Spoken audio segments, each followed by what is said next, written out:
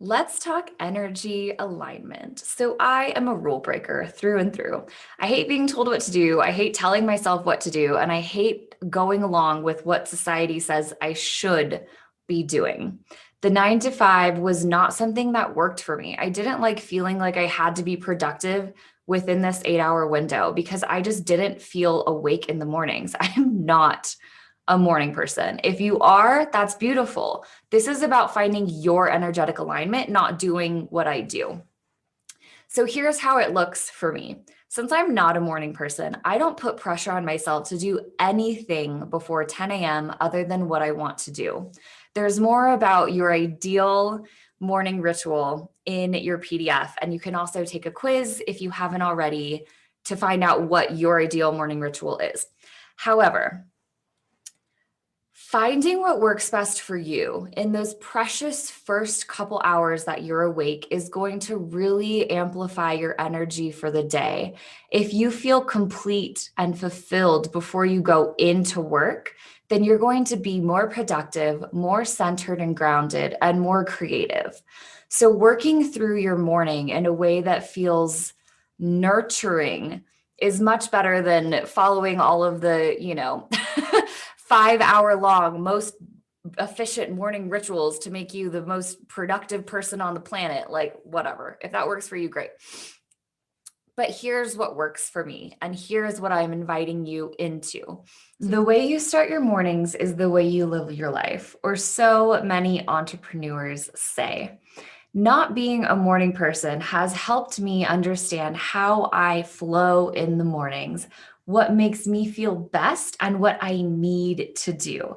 I am much more ritual versus routine. I love to be in ritual. I can't handle routine. It honestly gives me anxiety to think about having to do this entire morning routine or bedtime routine. I don't like that kind of structure. While I do love the structure for my feminine to flow, I do not like having to do things that don't feel aligned in the moment.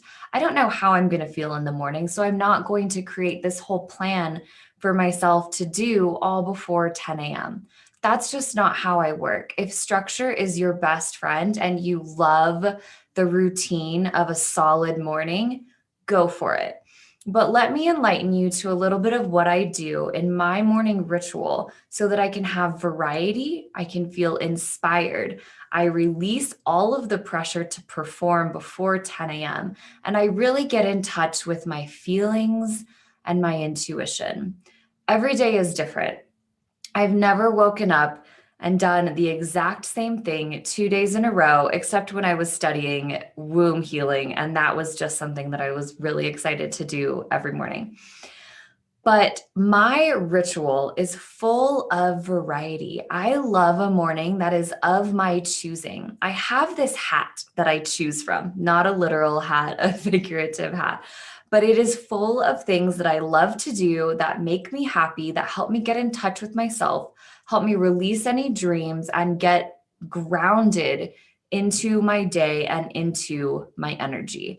And my Gemini moon loves a good variety, especially when my emotions are involved.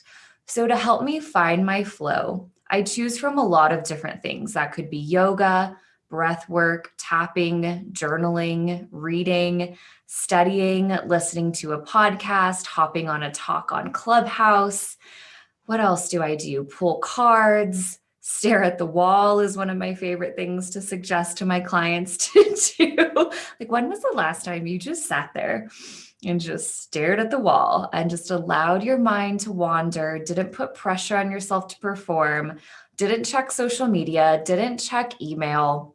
Your mornings are a sacred little time for you to choose.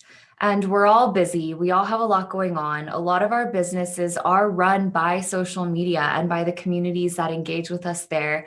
But that doesn't mean that your entire life has to be dedicated to this. Boundaries, boundaries, boundaries. As much as we talk about energy alignment, we also need to understand energetic boundaries, when to say no, who to protect ourselves from, what to protect ourselves from, and how that feels. Ritualizing your business is about knowing yourself from the inside out. It's about knowing who you are and what you need and giving it to yourself. And then again, like we talked about in shadow work, that is an extension into your business. That translates into how you work, how you show up, and how you best use your energy. Energy is your most valuable resource. It is currency. People don't understand all the time how valuable energy is, or how easy it is to just give it away and say, sure, I'll do this. And all of a sudden, you're saying yes to all of these things that you really want and need to say no to, at least some, maybe. So, as you start your morning, think about what feels best. If you want to create a week-long routine, great. Make sure that it is also deeply rooted in ritual and that you're living life in ceremony. As a spiritual entrepreneur, spirituality and business probably aren't very separate for you, but it is easy to forget how much into business we can get, and we can become clouded by the to-do list, by the deadlines, by the meetings, by the bookings, by the clients, by the running list of things that admin need to, like admin activities, admin. So when you really understand what's happening and where your energy is going, you can also figure out how to best work with these channels and which ones to cut off. Your energetic flow is valuable. What you give the most time to is going to take the most energy. So as you're looking throughout your week and going day by day, activity by activity, make a little section for the time that it takes. Put down the amount of time that you spend doing each thing. And with that, you're going to choose whether that's a desire or whether that's a need. Need is something like sending an email to a client to remind them to pay you, or to remind them of a booking coming up, or to follow up with how things are going. Needs can also be financial. I love looking at my financials, and we're not going to get into the money aspect of business in this course, but don't worry, things are percolating. So your financials are so important. And if you're not putting energy towards looking at what's happening, what's coming in, what's going out, what the most of your money goes to, what the least of your money comes from, then you're not going to have a well-rounded perspective on your business. And I know money is scary. And I know as a spiritual entrepreneur or just a spiritual being in general, you might think, I don't like money. Money is dirty. Money is bad. Money is evil. Why do we need it? I wish we could be on the barter system. Hello, welcome to the inside of my mind. But we need money, and that's just the facts of life. We are in this 3D world on this planet that is governed by a monetary system of money.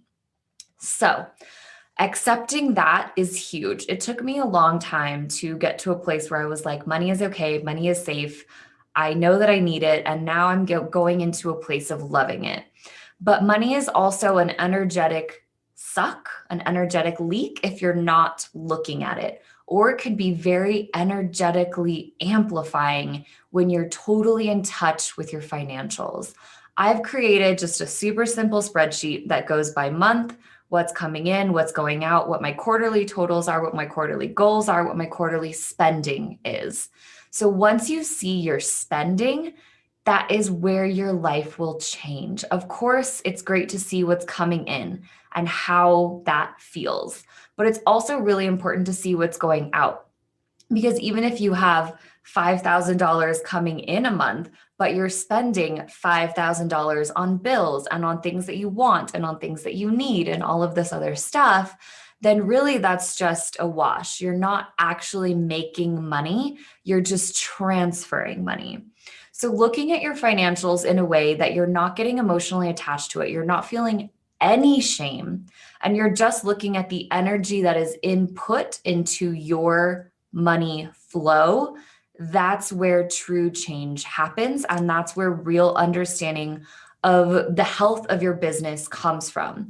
Your business is based on money, unless you are watching this in the middle of the woods, living on a compound and trading massages for carrots. I mean, I don't know, that sounds pretty awesome, but until that reality happens, we have to accept that money is an energy of our business and that our energy is in our financials as much as our clients or people who are giving us their money is. So that's a huge energy aspect of your business. And it's not just how you work and how you start your mornings, but it's looking at all of the different energy channels throughout your day, throughout your business, and with each quarter. We're going to get into quarters in a little bit when we talk about the seasons and cycles. But for now, just know that each quarter has its own energy. And when you're working with that energy and having that clear container of the 3 months from this time to this time to that time, you're going to be able to see growth, you're going to be able to set goals, and you're going to be able to reflect and look at how things happened, what went down, what didn't work, and then you'll be able to do the shadow work around that. This whole process of ritualizing your business isn't just watch my course, implement these things, and call it a day. This is an ongoing practice that you will evolve into, that will evolve with you, and that you can change and make tweaks to as you feel your way through it and see how it expresses itself in your business and in your life. Ritualizing anything comes from devotion, it comes from love, and it comes from a deep acceptance of what is and what you want things to be. It is inherently magic. To just observe your energy throughout the day for a week. It could change from day to day, but here is the gold. Do the most work when you have the most energy. If that's at 9 a.m. for you, great. If that's at 10 p.m. like me, great. I mean, pushing yourself to complete and to perform and to be creative on demand or productive on demand is a really quick way to burn out. It's a really quick way to feel like you don't have any control in your business, like you're not able to do anything other than what you've been told. So energetic alignment is first observation. Check out how you feel throughout the day. Are you a morning person? Do you feel the most energy at noon? Are you a night owl? What is it? Once you discover that, move your schedule so that it aligns with that, so that you're doing the most work when you have the most energy and the least work when you need to rest. Resting is power. Our society tells us that we need to be going and going and going and doing all these things and being so productive and going beyond the 9 to 5 and having a side hustle and all of this, but rest. When do we rest? And if you're resting, rest. Don't worry about other things. Don't pretend like you're resting and you're actually just sitting there stressed, going down rabbit hole after rabbit hole after rabbit hole.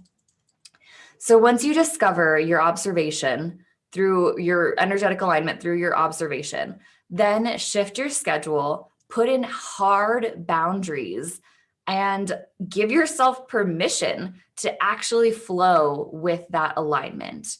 Because when you give yourself permission to be you rather than be someone that everybody else is telling you to be in society and in Entrepreneur Magazine and the business coaches that are posting online about all of their morning rituals, I mean, this is about you. This is about what works for you, what makes you happy, and how you best flow with your own energy. You're going to be more productive. You're going to be more centered and grounded. You're not going to get burnt out as easy. I'm not going to say that stress and burnout isn't going to happen, but you're also going to have more creative energy to put into your business, into your clients, into your online presence, and into yourself. So energetic alignment is your permission slip to do what works best for you. Check out the PDF for a few exercises to help you get in tune with this and for a cute permission slip that says, I can do whatever the fuck I want, because that's what you are, a permission slip giver, and permission is granted.